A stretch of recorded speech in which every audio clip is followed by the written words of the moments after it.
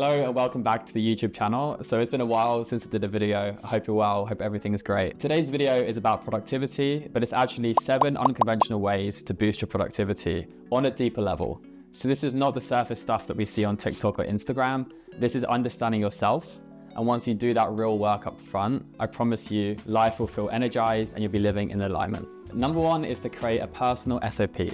So in business, an SOP is a standard operating procedure. And what this does is that once you do anything, you make a step-by-step process telling you exactly how to do it for the next time. But have you ever considered having your own SOP for how you do things as an individual? So nobody talks about this online, but I want to walk you through mine and I'll share with you how to make your own. So as you can see here on this Notion page, you can use Google Docs, you can use Word, whatever you want. But essentially, I've just listed in different moments of my life when I feel a certain emotion.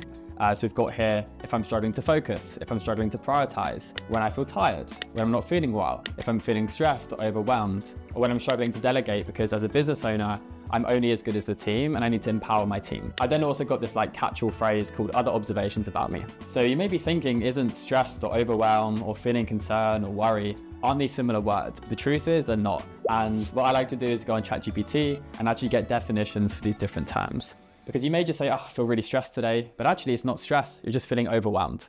And I have this list now that if I feel overwhelmed, I can actually go into my operation manual, my instruction manual of how I operate best and find the solutions that actually work for me. So I'll be the first to say this as a founder of a social media agency, that most of the advice online is very generic. So it's obviously talking to the masses. So what we need to do is take inspiration from different sources, conversations in the real world too, and actually try on for size and see what works best for us. So having this manual which you've created for how you work best is really, really helpful. I also have here to remember the 80-20 rule.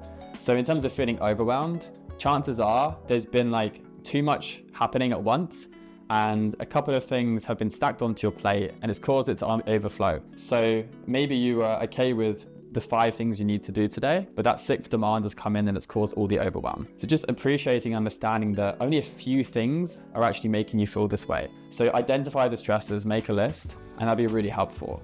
And you'll also realize, make a list of the 10 things that have gone great today. And you'll soon realize that it's just this 80-20 rule at play, where, the 20% of things over here are causing 80% of the stress or overwhelm, but actually life's great and all these other things are going well here and it can help you with perspective. Now, what I love, as I said, is this can be a document you share with your partner. It could be a document that you share with your team. And you can actually encourage that your team do something like this too. So the second way to get some large productivity gains in your life, and by the way, why do we care about being productive? In my view, being productive just means getting through the have to do's, what do you actually have to do in your life, in your personal life, professional life? How can you be way more efficient with that stuff so you can actually get onto what you care about in your life? So productivity for me is just, trying to do everything efficiently so that you can have more time to actually do what matters and what you're passionate about. So the second way to boost your productivity is to look into your zone of genius. So since understanding this term, and I'll put the OG article on the screen right now of where this is from, you need to think about 4 different quadrants, one of which is your zone of genius. So the first one is your zone of incompetence. Then we have the zone of competence, the zone of excellence, and the zone of genius. So essentially here, an exercise you can do is to get up your calendar and to, whether it's a paper calendar or obviously digital calendar, just go through things and mark these categories. So an easy way to do this is to mark things basically red or green, but I think it's useful to go into the details and to try and identify the 4 different pillars here, the 4 categories. So the zone of incompetence is obviously the things that you're not great at doing.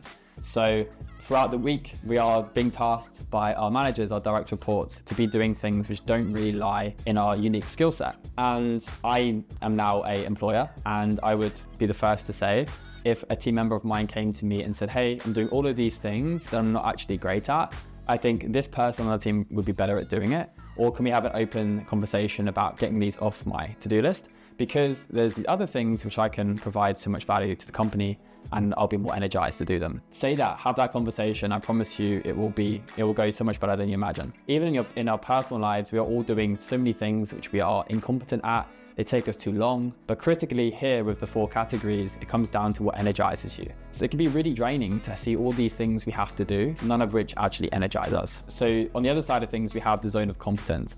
So this are things that you're great at, you're good at, but they don't energize you.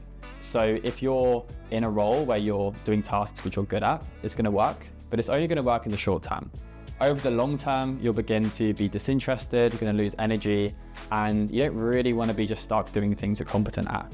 So for example, in my business, I used to be a copywriter, a social media manager, and I did that for probably 3 years before having an agency now, which I've had this business for 3 years.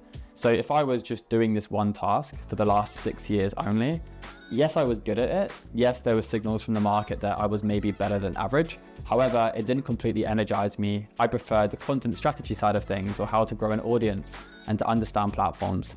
And even saying that, you can tell that I'm lighting up from saying that. So it's a good sign, you know, when you have conversations with family, friends, or people at work, where do you feel like you get more animated and energized? It's a good sign that it's not just in your area of competency, also your passion. Next up, we have the zone of excellence.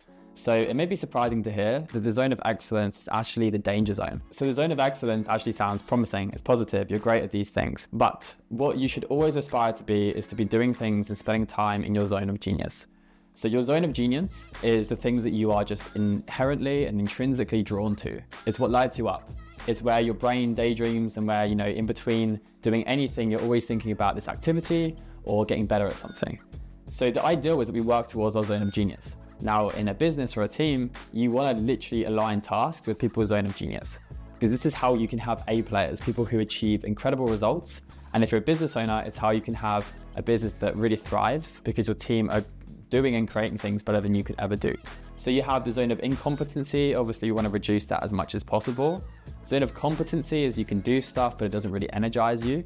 Zone of excellence is that you're great at these things, but still over the long term, it probably doesn't energize you. And that's a dangerous place to stay, because you could stay there for 2 years, 3 years, even decades. But the zone of genius is what almost, you know, what you're put here to do.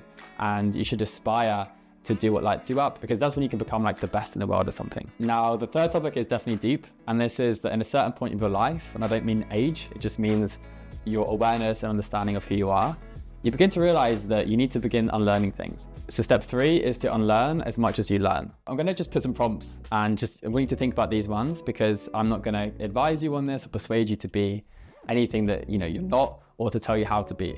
But just begin to think, who actually are you versus your conditioning? So much of what we learn is through childhood, through the situations, the environments that we grew up in, or, you know, we've gone through things in our life and we've come out the other side, building up protective mechanisms and behaviors to have dealt through that.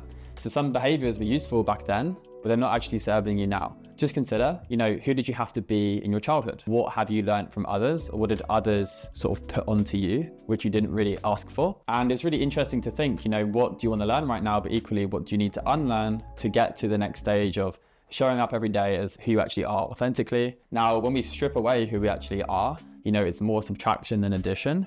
It's not that you need to become someone, you need to be this, you need to be that. It's actually more stripping back, you know, minimization, reduction of who you are at your core. Because when you can operate from that place, you will feel more alignment with who you are. You'll spot opportunities which are made for you. And when we talked about the zone of genius, you'll begin to operate in that field. You're actually putting your time, energy, and focus into things that are really aligned with who you are. So number 4 is the difference between parrots and practitioners. So I'm definitely going to write a newsletter about this. I'm going to do a whole YouTube video on this. But right now in this video, this is a really good frame to think about, a good thought exercise to understand how much skills and competency you actually have in a certain area. So I heard this from a Stephen Bartlett quote, essentially that a lot of people online are parrots, and what you want to be is a practitioner. So a parrot is someone who is quoting things they've heard, and they're sort of advising, persuading other people based on things they've heard, but it wasn't their own first world experience. So there's actually nothing wrong with this, and I've been there myself, but it's good to understand in what situations and what topics you're being a parrot versus a practitioner. So the practitioner on the other side has actually gone through life, had a real world experience, tried something, done something, had action in that area.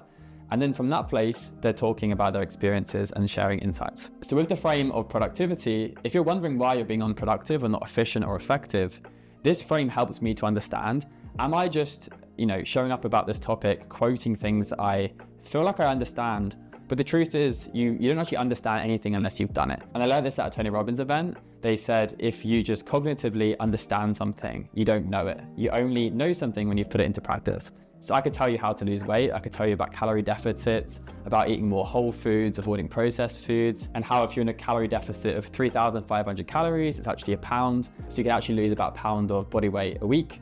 that is stuff that I know cognitively because I've read it somewhere else and I'm just parroting stuff I've read or heard someone else say. But I've not actually consistently stuck to like a fat loss program to the point where I'm a practitioner. And obviously, if I had, people would take my advice more seriously. So under this frame of productivity, just ask yourself, have you done enough work? Have you actually got enough experience before you begin to judge yourself and question why you're unproductive? It might not be that, you're not naturally gifted to do that. It could just be you've not put enough hours in. So number 5 is trajectory mapping. So being a founder of a social media agency, we specialize in personal branding. We've worked with world-leading creators and founders. We look at analytics, and trajectory mapping is really important. So this is just essentially, where are you now and where are you going?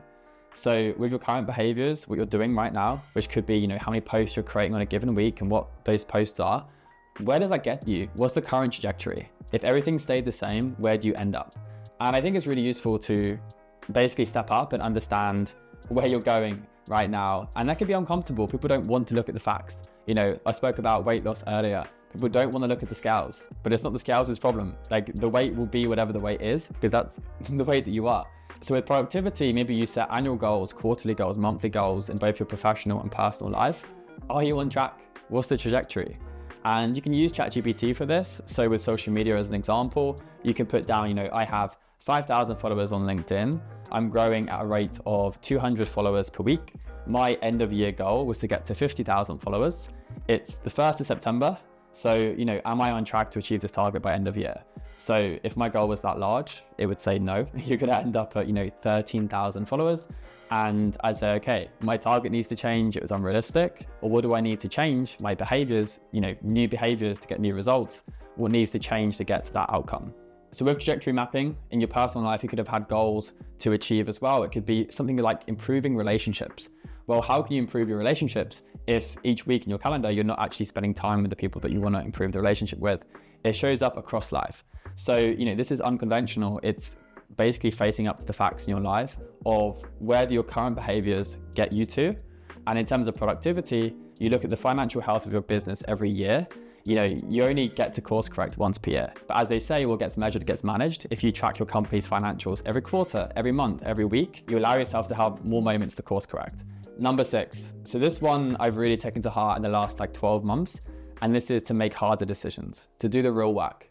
And social media can be positive and negative, but there are trends right now happening to say, do hard things. And I've really taken this on because I heard, I think last year, it said to live an easy life, make hard decisions, and to live a hard life, make easy decisions. So just think, take some time with this video. You can pause the video. When was the last time you made a hard decision? Whether it's productivity, whether it's going after your goals, achieving your outcomes, if you make hard decisions, you actually face up to what needs to change in your life. And on the other side of that difficulty is an easier life. And an easier life is just maybe, reduce negative feelings or feeling closer, feeling more on path and more aligned in the direction that you want to go in. So we've all heard, direction is more important than speed. You don't want to go real far and real deep in the wrong direction. You can work really hard on the wrong things. And whether it's a business, you're in a team, whatever your situation is professionally, it's important too. And lastly, number 7, use meditation. There's a famous Naval quote that if you don't have 20 minutes of time in your day to meditate, you probably need 2 hours. So are you taking the time to step back and to think? Or are you instead always chasing your tail and living a really busy life, just doing whatever happens to you? So that's reactive.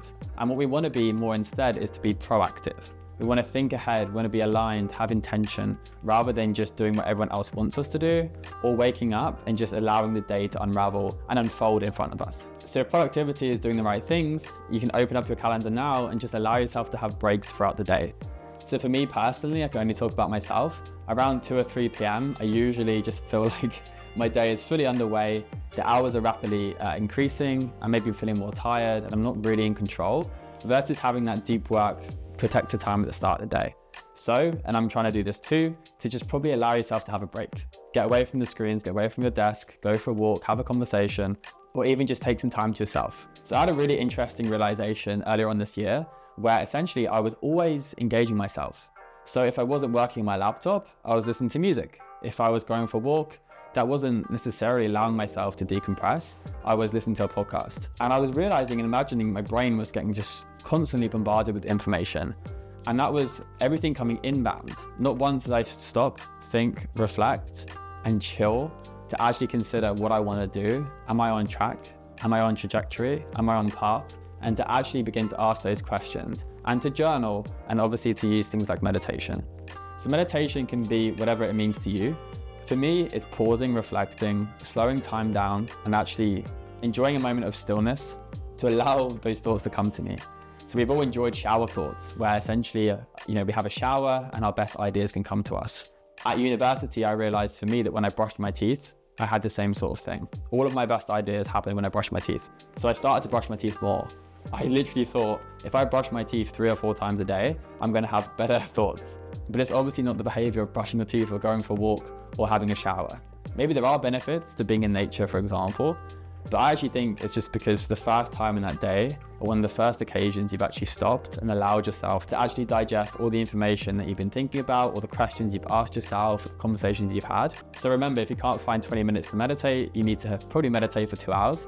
And in terms of productivity, if that's working on the right things, getting through all the shoulds and the have-tos to work on what you actually care about in an efficient manner, then caring about direction, caring about if you're on track, operating your zone of genius, these are all great ways to understand yourself. And as I said in the description box, check out the template to create your own personal SOP. So before you go, I'd love to hear from you guys in the comments. So out of the 7 things we've spoken about in this video, which was useful to you, what are you going to go and try? And also share your best tips too. And I'll see you in another video.